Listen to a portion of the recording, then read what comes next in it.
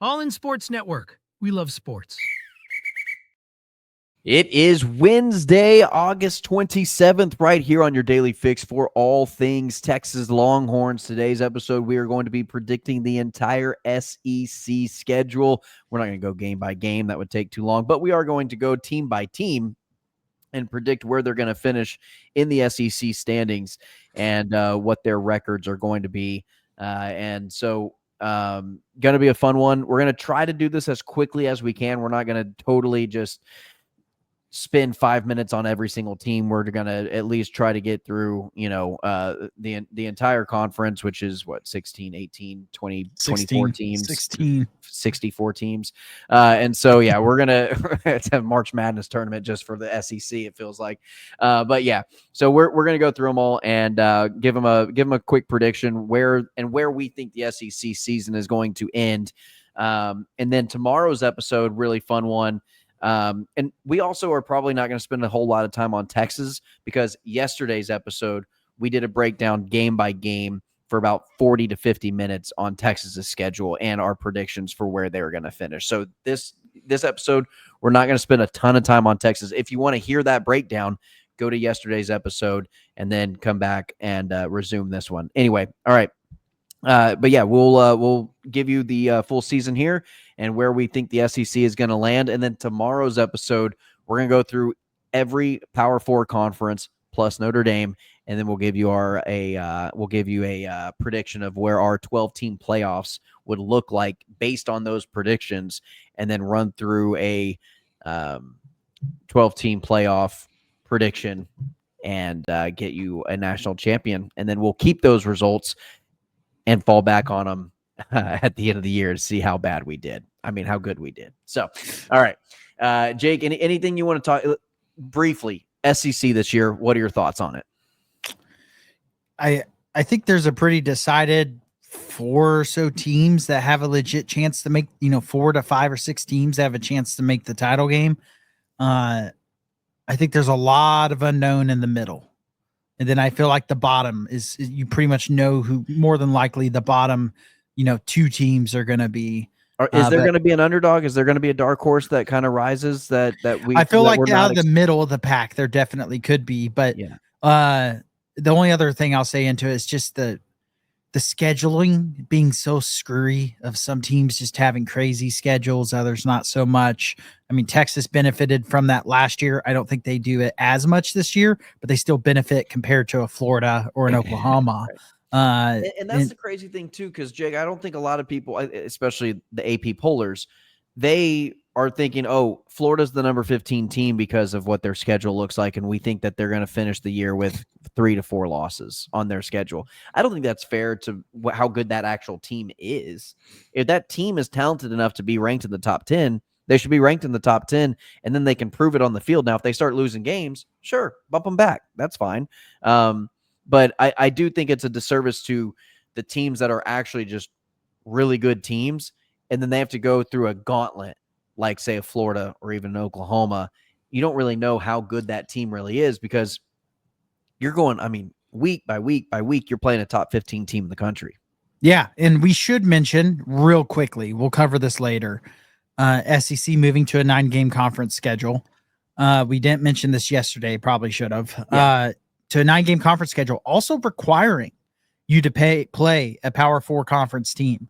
And I think that was to stop teams from removing future opponents from their schedule. Because Texas, if other teams were going to have these soft schedules, Texas would have had to have a serious conversation about removing some of these Ohio States, Michigans, I think Arizona State later on, because is it worth it? But instead, it's going to be required for everyone. It's got to be a Power 4 conference team or Notre Dame.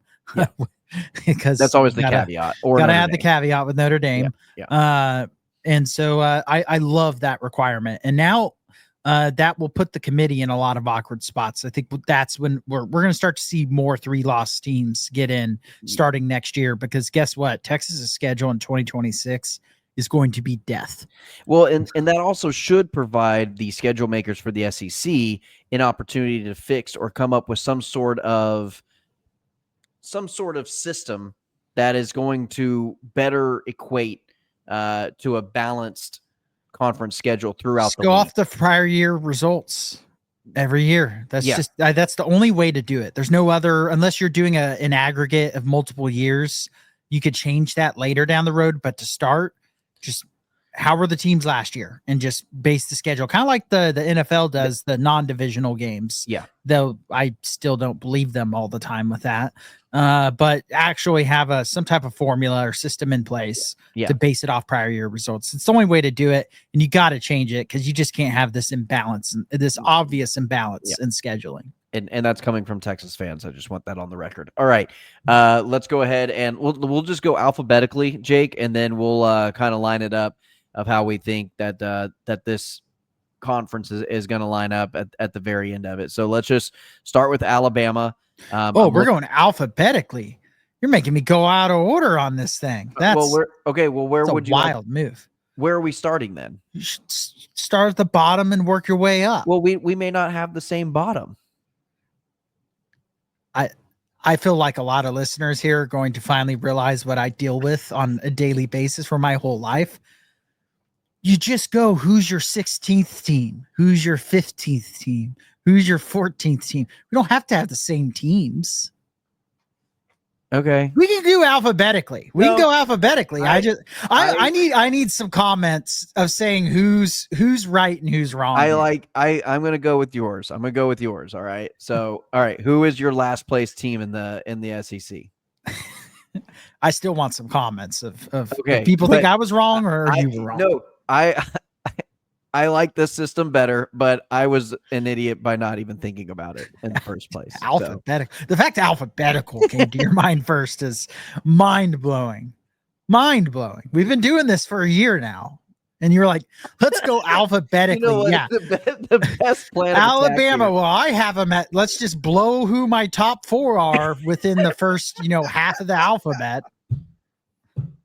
You're right. That was gonna take a lot of the gusto out of it. You're right. 100%. And people are just gonna be like, "What the hell is going?" We're at number 12 now, 16 now, 1. Yeah. No, it was a bad system. I apologize for even bringing that up. It's late, and I don't know if we need some shorts from this. So number 16, I'm gonna go to the K's in the alphabet, and I'm gonna go with Kentucky. If you're keeping up with the alphabetical style, we're at K. A, B, C, D, E, F. Kentucky in last. I just think Stoops is kind of on his way out. I don't think he's going to have a revival season. I think Kentucky's really wishing A&M didn't have an overnight coup to stop him from going to A&M. I also wish that was the case, to be fair. But they got demolished by the transfer portal. I don't think there's any excitement there. I think all the talk's going to be about basketball, and I don't see them beating anyone in the SEC. Yeah, they play Mississippi State this year. That could be a win. They play Missouri, maybe a win. Or I'm sorry, I'm not looking at Kentucky. I'm looking at my team. Sorry, I jumped right into. Were you going down the alphabet again? Yes, I was. They play Alabama. Yes. So you have Kentucky. My last place team, Jake, is Arkansas, and So I've got Arkansas, and here's why. Let me explain their schedule. I see them only winning about 3 games. I've got them beating Alabama A&M, Arkansas State, and either one of these two, Mississippi State or Missouri. Alabama A&M. Sorry, I thought you said I haven't beating Alabama A&M. Oh no. And I was like, Their first game, is the combination of Alabama and Texas A&M. Okay, yeah. So they start in the A's on the alphabet to start the season. Correct. I don't want to confuse anybody. They play Memphis non-conference, and I actually have that as a Memphis win. It's at Memphis, and I think Memphis could win that game against Arkansas, and that would set them back a lot. But their schedule they play at Ole Miss. They play Notre Dame. They play at Tennessee. They play home against Texas A&M. They have Auburn, at LSU, at Texas. I don't see a lot of wins there, Jake. I mean, the Auburn Mississippi State stretch, 2-game stretch, is their best chance to win a couple games. Yeah. The schedule is tough. their roster isn't a last place roster, but this is where we kind of talked about the imbalance in the Yeah. scheduling and their non-conference schedule being tough Their too. non-conference Just from a schedule. confidence standpoint is going to hurt them. I mean, you lose to that Memphis game, you're struggling to make a bowl game. Big and time. why is Arkansas going to Memphis? Just It's weird. whoever Very scheduled strange. that. Very strange. Yep. All right, Jake. Who is next on your alphabet? Next up, we're gonna go continue our way down. We're gonna go to the M's. I'm gonna go Mississippi State. I do think they'll be better this year than last year. You and I both. We both have them at this spot. I almost put them a little higher. Just their schedule is pretty tough. I mean, they have Tennessee, A&M, Florida, Texas, Georgia, Ole Miss. That leaves Arkansas and Missouri as their non-ranked SEC games. If their schedule was a little more generous, I would probably have Mississippi State being a little higher.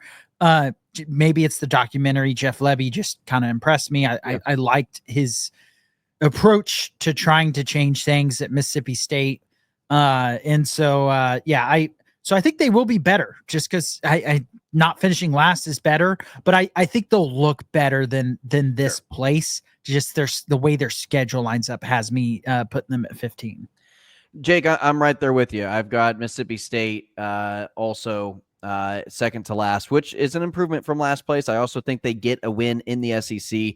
I've got Arkansas and Mississippi State both finishing 3-9 and 1-7. I actually have Mississippi State getting that one win against Arkansas. Mississippi State, their one win against Arkansas. Yeah, that is definitely a game I could see Mississippi State. Yeah. I was looking up where I couldn't remember where Van Buren went, the quarterback from Mississippi State last year. I want to LSU. Yes, I just looked it up, which that's kind of lame. He was looking pretty decent. Mississippi.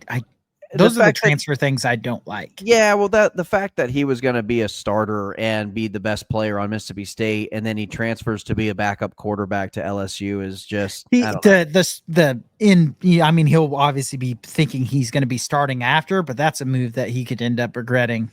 Yeah, because I knew he had transferred, or maybe he had Mississippi State. They were competitive in a handful of games last year. They were. But yeah, I like him. You had him at 15 as well, right? I did. Yep. Yeah. Now at 14, Jake, who do you got? Vanderbilt. Wow. A step back. They lost a lot last year. And I think a lot of these preseason predictions are based on Clark Lee, which I respect.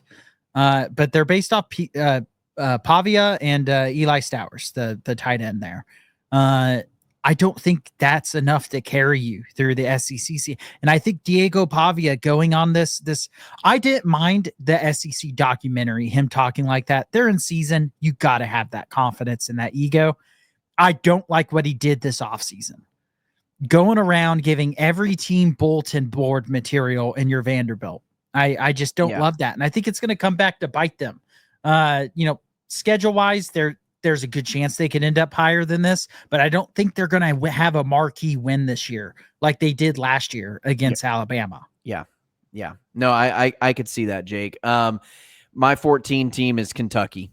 So your last place team, my 14 place team, their schedule is brutal. Ole Miss, South Carolina, Georgia, Texas, Tennessee, Auburn, Florida, all in their conference. And then you throw in, you've probably got wins against Toledo, who's not a horrible G5. That's a team. G5 playoff. That might be who I have in my playoff. Yeah, I mean, Toledo could beat Kentucky, but you've also, you look at Louisville at the end of the season. I'm not so certain that Kentucky beats Louisville at the end of the year. So those are two non-conference games that they could lose. And so becoming bowl eligible for the Kentucky Wildcats is going to be a difficult thing. I've got them at 5-7 and only winning one conference game at 1-7. Yeah. 13. I'm going to have Arkansas. I don't like this pick. I think they'll probably end lower because of their schedule, kind of the things you were saying. I just picked them here because I think their roster is probably better than those bottom three teams as a full roster. if they beat an Auburn, there are games, winnable games. They could beat Mississippi State, Auburn, and Missouri. They could beat all three of those teams. And they have a solid returning quarterback. Yeah. And that is my main reason for not picking them lower. Granted, I still have them at They could 13. also beat A&M. Let's not forget. I mean, that game is always close, but they always lose. They always lose it, but it is always close. But maybe this is the year they can finally do that. It's not at a neutral field. Maybe the change of it being in Arkansas gives them that extra push. I love that was a terrible game to be played on a neutral field. And so that's great. They're moving that back to environments. But yeah, I have Arkansas here. I think they very well could end lower. I just picked it because I value the returning quarterback that impressed me last year. All right, Jake, my 13 team, and from here on out, I've got everybody bowl eligible, just so everybody knows. So I've got 3 teams in the SEC that's not bowl eligible, and we're going to start with the lowest of the bowl eligible teams, Missouri, going 6-6, and I've got them finishing 2-6 in conference play. But yeah, I think they get wins over Central Arkansas, Kansas. Although Kansas looked pretty good, they can give them a run for their money for sure. They've got Louisiana. I think they win that one. And then they've got Massachusetts later on in the season as well. They went to Massachusetts last year, by the way. Yeah, that was the craziest road game. Very odd, but I don't think that they do well in the SEC. They've got South Carolina, Alabama, Auburn, Vandy, Texas A&M, Mississippi State, probably a win. Arkansas could be a win. But they also have at Oklahoma. So again, I just think I'm down on Missouri this year. I wasn't impressed with how they played last year. I thought they skated away, and they had a lot of hype going into last year for being a team that was supposed to push to get to an SEC championship, or at least to upset and make some noise. I didn't see anything from them last year after losing all the pieces that they did last year going into this year that makes me think that they're going to be any better or improved, if not a lot worse. Yeah, I mean, I obviously will have them a little higher, and I'll go over why when I get to them. But I don't think that schedule's that bad as far as some of these SEC schedules. No, I mean, they can beat Vanderbilt, they can beat Auburn. Like, they're winnable games. But I mean, if they don't show up and things aren't going well for them, it could. They may be a program, and Drink may be a coach where they do a little better being under the radar a little bit. Yeah. They are one of the more intriguing and harder to predict teams this year. I think. I feel like their floor is really low, their ceiling not so much. Yeah, I would agree with that statement. At 12 for me, I have Auburn. I think they will be better. I was probably going to have them a little higher. I was a little high on them for a little bit, not dark horse or anything, but just being a decent team this year. The statement that they are going to play 3 quarterbacks week 1 made me out. Do you think he's serious about that? I don't know, but I'm not going to predict him to be any higher than this whenever that's out there. Yeah, it's not a good. If you have 2 quarterbacks, you don't have 1. If you have 3, you don't think it's smoke and mirrors? You don't think it's a little gamesmanship? I certainly hope it is, because if Jackson Arnold hasn't shown enough to be your QB1, they're not going to be good this year. I could see them getting games against, I could see them going 3 quarterbacks against the scrubs, the cupcakes. Yeah, that's fine. But if they're doing that week 1 against Baylor, that means they really don't know who's playing. So we'll find out week 1. This is one that I think could fluctuate up or down. Because I think if things go downhill for them quick, I think they could get real ugly, because at that point, it's dead man walking a head coach. Auburn's not going to stand for another terrible year. And I think some of Hugh Freeze's comments have really rubbed the fan base the wrong way. And it's caused me, from what I initially was thinking was going to be a much better team this year, to feeling more and more down on as we've come closer to the start of the season. Jake, I've got Vanderbilt next. So not too much higher than you have them, but I've got them at 7-5. I've got them making a bowl game, but I only have them with 3 SEC wins. They're fairly different on our predictions. So far. Their wins, I think, come from non-conference. I think they probably win out their non-conference schedule, which is not a very difficult schedule for them. And that's probably 4 wins right there that they're looking at. So they could lose at Virginia Tech. Oh, absolutely, they could. They absolutely could. But that's the hardest of the non-conference that they've got. Yeah. For 11, for me, that's where I have Mizzou falling. I just think their schedule places out well for them to win about 4 SEC games. And then if maybe they could surprise someone, maybe they could win 5. But at the same time, there's so much unknown. They could be worse than that. I know they got a really good transfer portal running back. Name is escaping me right now. I think they'll be a little bit more of a running team. And so kind of come down. Their offensive line should be fairly decent. So I think there's pieces there. I don't know much about the quarterback situation. And I imagine their defense, I know they were fairly young last year on defense. They should be pretty solid on the defensive side of the ball. I could see them ending a little higher, but I mean, from 11 all the way up to 1, these are all pretty big program names at this point that all have, to me, really big boomer bust potential. Almost every single team in the SEC this year, I think, has boomer bust potential, because I don't think there is a just clear favorite. Like, oh, they have all the returning pieces. Some of the top teams don't have returning quarterbacks. And that is, a big red flag. Or offensive line. I feel like there's a question mark on just about every team from this point, but there's some really big names and teams that do have a lot of talent.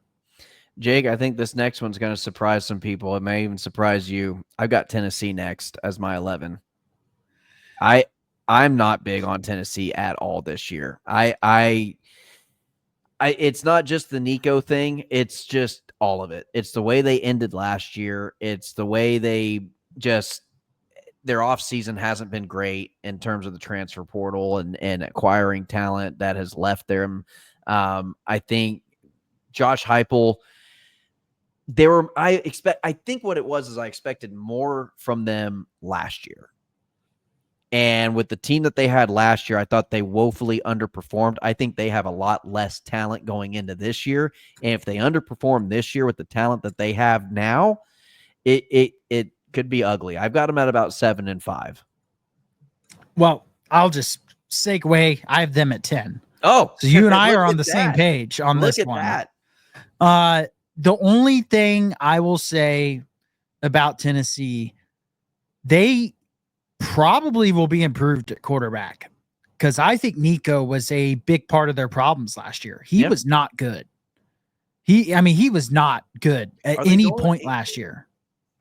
Don't they have another freshman? Is it a sophomore? No, I think it's someone with a little more experience. I've seen his name, but I'm not going to look it up right now, but I can't remember off the top of my head who it is. But I don't think they can be that much worse at quarterback. I really did. I really didn't think Nico was a good quarterback last year. Joey Aguilar. Yeah, that's the name. And I think he's an upperclassman. He's a senior. Yeah. Yeah. And so I think they could be better at the quarterback position. I don't think their defense is going to be as good this year. I don't think so. And there's too many unknowns on their offense. And just like you said, I'm docking them a little bit, because I know they made the playoff last year, but they limped into the playoff. They kind of lost. I don't feel like, they beat, they barely beat Vanderbilt at the end of the year, and Vanderbilt they beat Alabama, right? But Alabama was, they lost to Arkansas. They nearly got beat by Kentucky, and I think they beat Bama. And then they got handled by, every time they played a good team, they got handled. I know Texas lost to Georgia twice, but those games were more competitive. I wasn't impressed with Tennessee last year. I just wasn't. Yeah. Picking Ohio State to beat them was the easiest playoff pick. It was easier Notre Dame, Indiana, is because of the lack of belief in Tennessee, because they had no offense.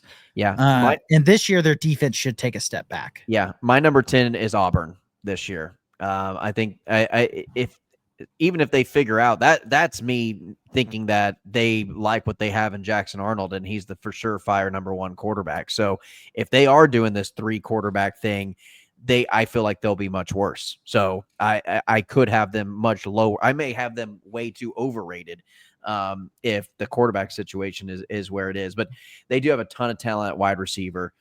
They've got some good skill position guys, returning offensive linemen. Their defense, I think, should be improved from last year.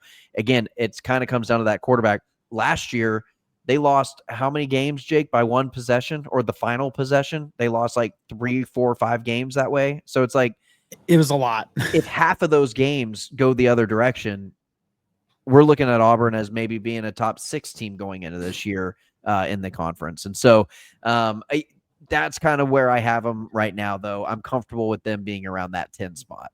That Auburn OU game early on, I think is going to be really telling as to what year, not that they have to win it, but it's going to be very telling of what type of year Auburn's going to have. Yep. 9 for me is OU. Honestly, I would have them higher if it wasn't for their schedule. I think OU is going to be a lot better this year with Venables coaching for his job. Their defense is going to be good.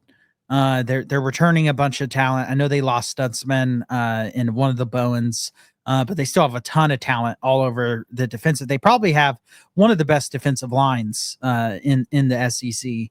And Mateer should be a huge upgrade at quarterback. Offensive line being the big question mark, and then their schedule is what has me putting them this low. With the schedule they have, it's just hard to predict them to go higher than this, because even if they're a really good team, they're still probably going to lose 4 SEC games. And that's exactly where I have them. 8-4, number 9 in the conference, Jake. I've got them going 8-4 would be a pretty good year for them, with their schedule. And I have them going 4-4 in the conference. So I think they're going to be a solid team. In fact, again, we might be talking about them as one of the better teams that are out of playoff contention by the end of the year. There's a real chance they're 5-0 and top 10 in the nation going into that Texas game, because they can beat Michigan. I think Michigan's overhyped to start this year, and I think OU should beat them at home. And that's at home. And then they play. I think Auburn is the only other team they play of relevance before. Those Texas. Are 2 teams. You beat those 2 teams, you're probably looking at a top 10 ranking by the time you get to Texas. Yeah, I mean, starting at 18 in the polls, someone ahead of them already lost. Oh yeah, in K-State. Well, I mean, look at the amount of teams that are going to lose. It's either going to be Notre Dame, Miami. It's going to be LSU. It's going to be Clemson. It's going to be Texas, Ohio State. Someone ranked ahead of them, multiple teams are going to be losing. Yeah, exactly. And so you really, their schedule before Texas, it's Michigan and Auburn. Their other games are Illinois State, Temple, and Kent State. Yeah. Kent State, the worst team in all of FBS. So there's a real chance they're 5-0 going into that Texas game. At Temple. Just saying. Why last year Mizzou going to Massachusetts? Just some weird road games. Arkansas going to Memphis. That one makes a little more sense than this, but yeah, just an odd one.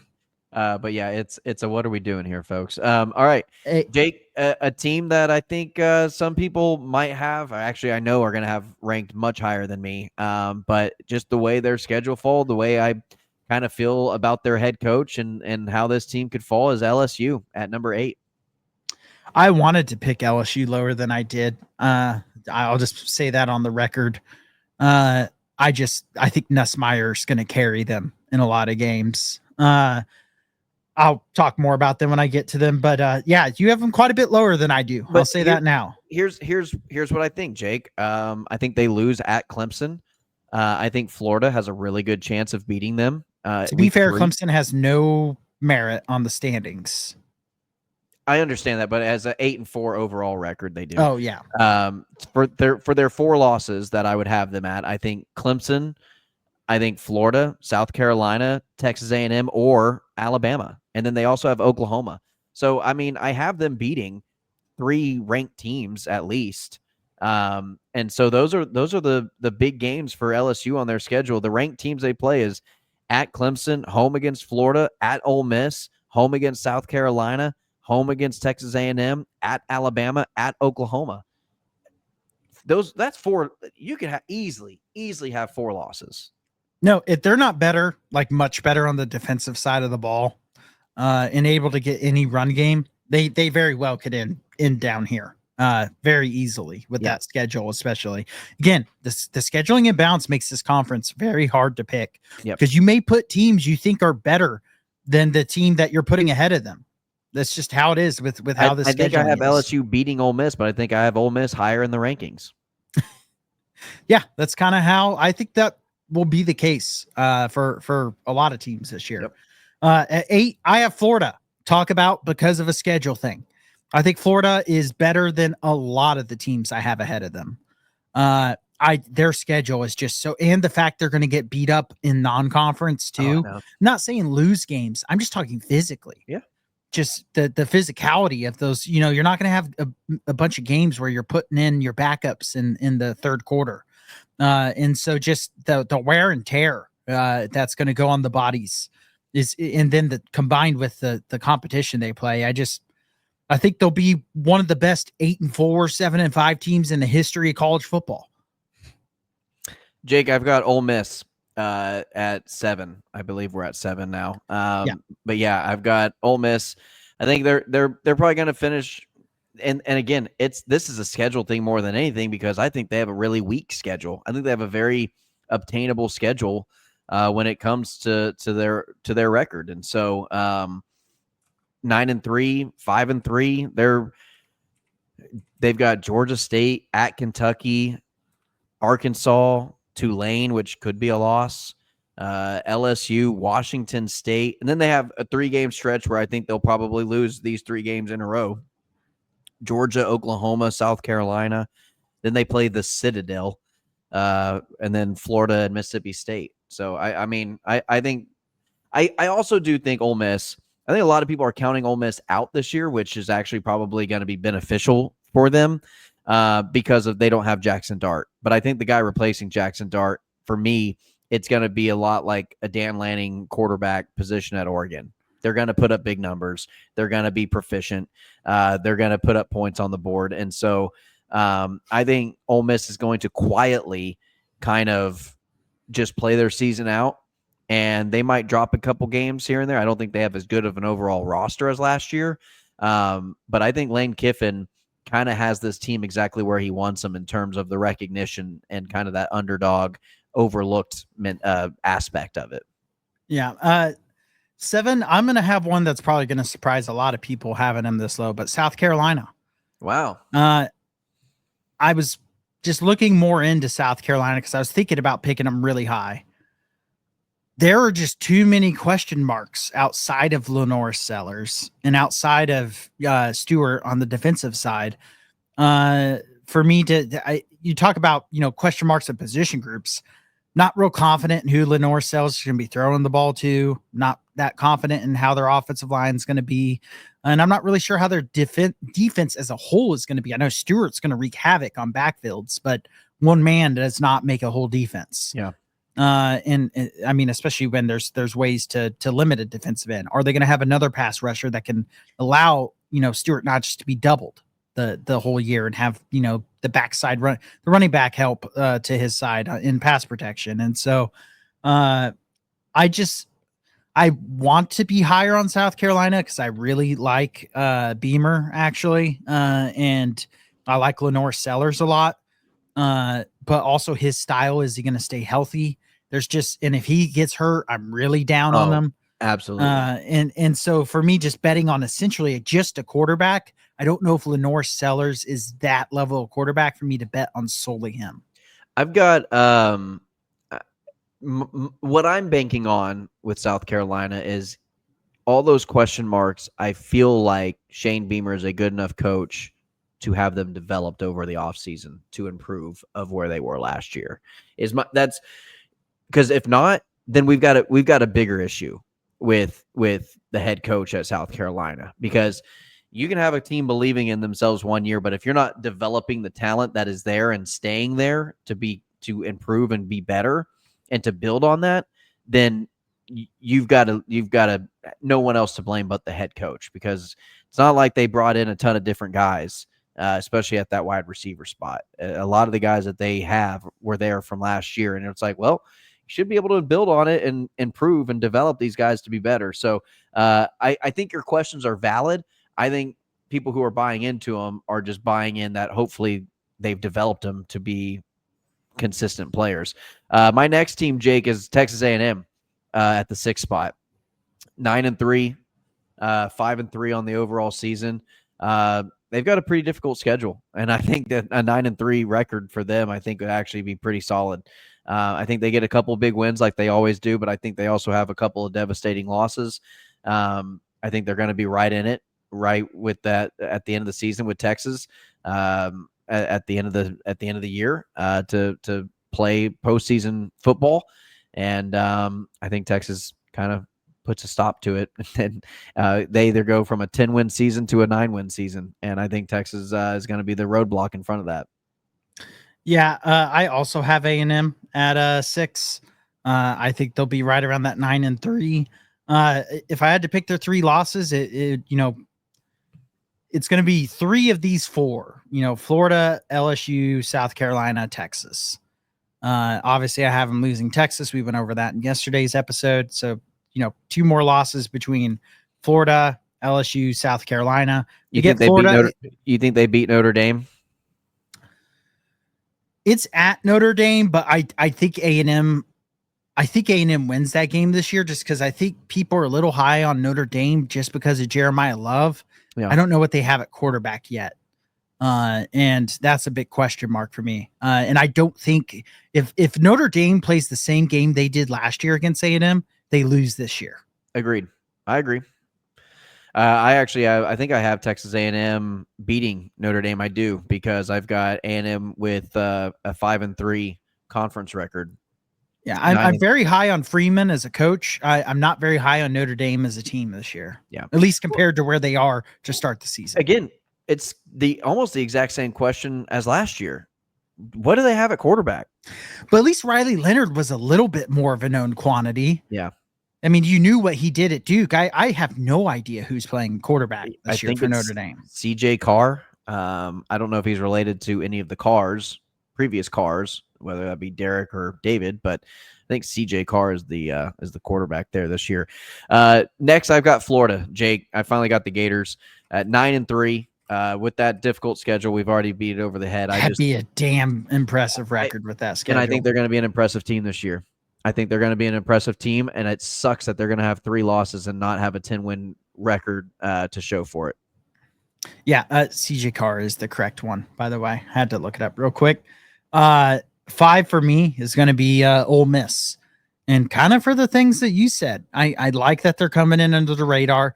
I don't think they're going to have much of a drop at all at quarterback. Yeah. And I think Lane Kiffin is a solid coach I don't know. I don't think he's ever going to be able to win a national title. Not at Ole Miss. I just don't think Ole Miss is a team that's going to win a national. Last year was probably their best chance from a roster perspective. If Pete DeBoer gets fired and Lane Kiffin gets hired as the head coach of Alabama, he could win a national championship at Alabama.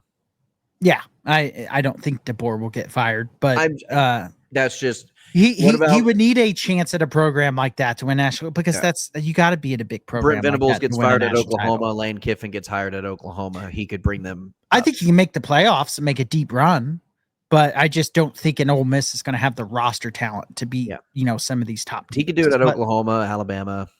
I think a top 5 finish in the SEC for Ole Miss this year would be a really good year, though. Yep. And you know what? Top 5 finish could possibly finish you in the playoffs as a top 12 team. Not impossible. Not impossible. And then, Jake, I've got Alabama as number 4, finishing with 2-10, 6-2 record in the conference. 10-2, you mean? I said 2-10. Sorry, 10-2 on the overall record, a 6-2 conference record. I think those 2 losses, Jake, I think they're going to redeem themselves against South Carolina, but I think they probably lose to Georgia. And I can't remember who else I put in there as a loss. I think I had them losing to maybe like an LSU or something like that. Just I think they drop a random one that they're not supposed to lose. I think they're improved this year, but I think they drop a game that they're probably not supposed to lose. And then I think they lose to Georgia this year. Yeah, at 4, I'm going to have LSU, and this is just kind of banking on quarterback, because I've been very outspoken in my lack of belief in Brian Kelly. Quite honestly, that's the reason I don't have them in the top 2, because with Nussmeier returning at quarterback, they should be in the top 2. I mean, they had the number 1 transfer portal class, did they not? Yeah, they did, and they should be in the SEC championship game, which is why I'm picking them to be 4th, because I don't believe in Brian Kelly.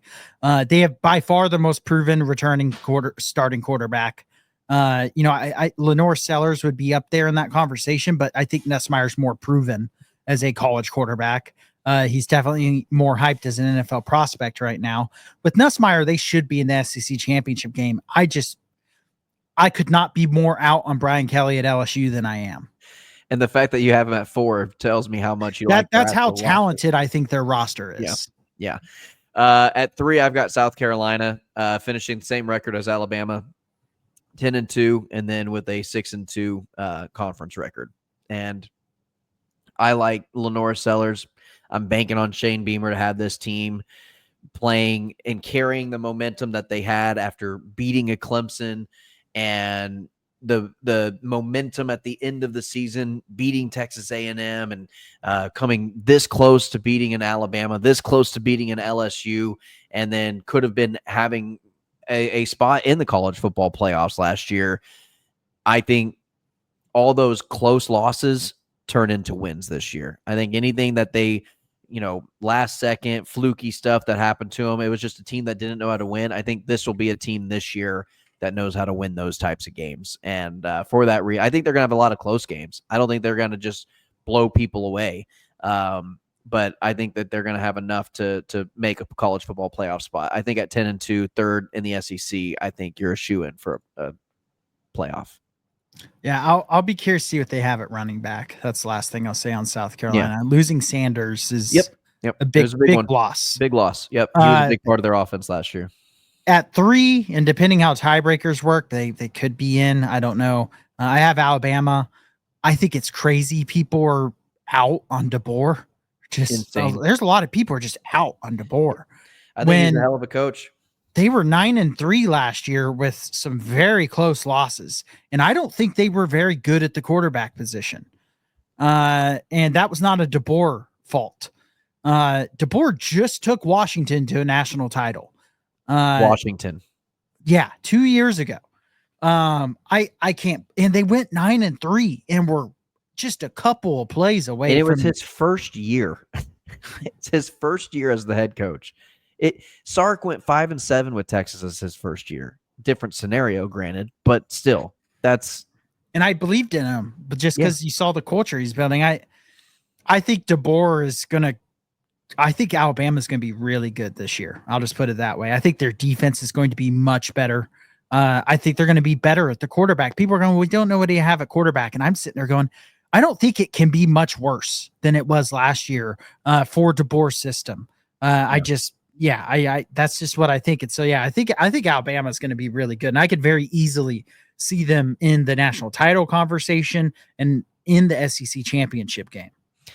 Speaking of SEC championship game, my first bid into the SEC championship game is Georgia. And then also Texas. Again, go watch our previous episode from yesterday. I've got Texas going undefeated in conference play, beating Georgia with an 8-0 conference record, getting that first spot into the SEC championship. I think they play Georgia in the SEC championship game for a rematch. And guess what?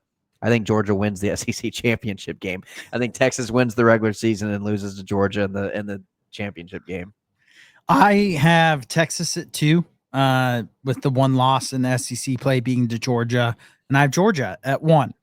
So I also have a rematch just going the opposite way and hopefully going the opposite way on the field, because 0-4 in 2 years against Georgia would be tough. Would be tough to start things out. I still take it because that means Texas is in the playoffs. That means, they went to SEC championship game in back-to-back years. But I have the same matchup. I'm not going to predict that matchup right now. And because of my principles that I'm going to stick to, if I had to, I'd pick Georgia.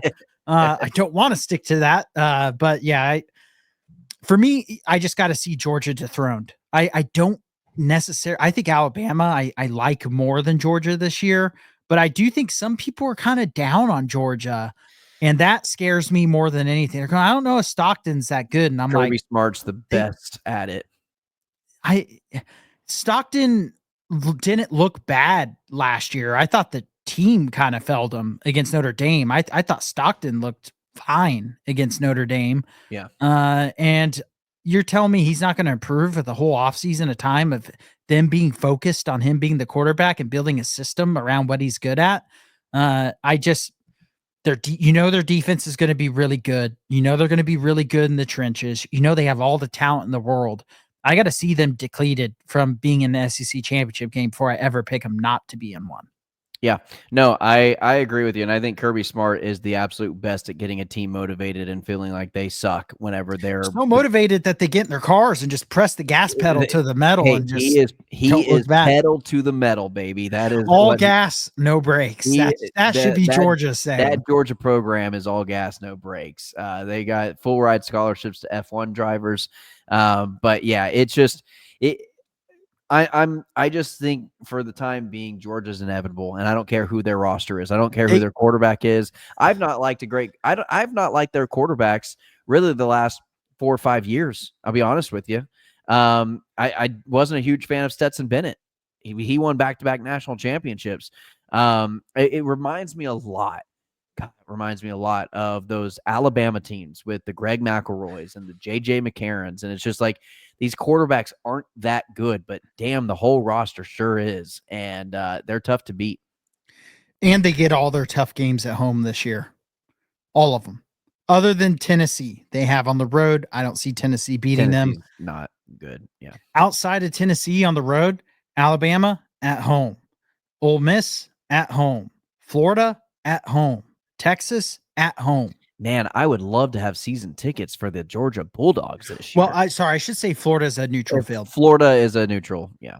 But if they are the designated home team, you get those tickets included in your. Yes, I do believe they're the designated home team. So you get Alabama, Ole Miss, and Texas at home, and Florida on a neutral field. Your road games for Georgia, Tennessee, as I mentioned, Auburn, Mississippi State. Auburn's tough. Not for Georgia. Not for Georgia, but it's Auburn. Yeah. Yeah, it's not tough for Georgia. It's I maybe I'll eat my words on that.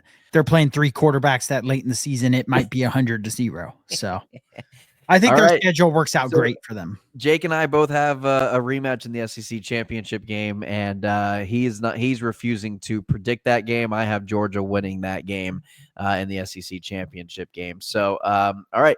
For tomorrow's episode, we're going to go through every single power conference, pick our winners, and pick our conference champions going in and filling out what would result in the 12-team playoff based on what we predict the regular season to be like for the 4 Power 4 conferences. We will also, I just kind of threw in a G5 team. I didn't go through and be like, oh yeah, out of all the G5 teams, I didn't break it down that far, but I do have my 12-team playoff set ready to go. And so tomorrow, Jake and I will go through that and pick a national champion, and then we will keep these results and hold ourselves accountable. That's something that we did not do last year. We just were like, yeah, this will be cool. I would rather not hold ourselves accountable again, to be honest. I don't have much holding confidence. Ourselves accountable. It's holding 18-year-old to 19-year-old kids accountable and head coaches accountable, because our predictions aren't technically wrong. It's just they're not producing on the field the way they should based on what we see. That is a very valid point. It's not our fault if, who we pick to come in 4th in the SEC ends up 10th or something along those lines. They on paper, which is all I can go based on, is that's what they're supposed to be. It's the 18-year-old players that are choosing that path, not me. So don't shoot me. I don't shoot the kids either, I guess, but unless you're Brian Kelly. We're getting late. It's time to unless you're Brian Kelly. It's time to shut the show down before we get kicked off YouTube. Hey, he's a fan of execution. So all right. That is going to do it for today's episode. That's Jake Jimerson. I'm Tanner Carlson. Please like, share, and subscribe to the channel. Again, by Saturday at noon, we're trying to get to 800 subscribers. Please help us get there by smashing that subscription button. As always, ladies and gentlemen, hook 'em. All in Sports Network. We love sports.